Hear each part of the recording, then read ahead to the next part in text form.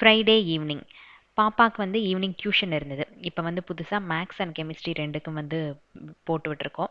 So அவள் கிளம்புறதுக்கு முன்னாடி ஏதாச்சும் டிஃபன் மாதிரி பண்ணி கொடுத்துட்டோம் அப்படின்னா அட்லீஸ்ட் ஒரு 7:30 வரைக்கும் அவளுக்கு பசிக்காமல் இருக்குமே அப்படின்ட்டு சப்பாத்தி காலையில் பண்ணது கொஞ்சம் மிச்சம் இருந்தது. ஸோ அதை போட்டு தான் வந்து ஈவினிங் ஸ்நாக் காட்ட ரெடி பண்ணேன். கண்டிப்பாக இந்த ரெசிபி எல்லாருக்கும் தெரிஞ்சிருக்கும் அப்படின்னு நான் நினைக்கிறேன். பட் நான் வந்து கடாயில் பண்ணுறதுக்கு பதிலாக தோசைக்கல்லில் பண்ணேன் அப்படின்னா டேஸ்ட் நல்லாயிருக்கும். ஜஸ்ட் எண்ணெய் ஊற்றிட்டு வெங்காயம், கருவேப்பிலை, பச்சை மிளகாய் நல்லா வதங்கினதுக்கப்புறம் வந்து மஞ்சத்தூள், வரமிளகாய் தூள், தக்காளி, இஞ்சி பூண்டு விழுது இதெல்லாம் போட்டு நல்லா வதக்கி விட்டுணும். தேவையான அளவு உப்பு, கொஞ்சமாக தண்ணி.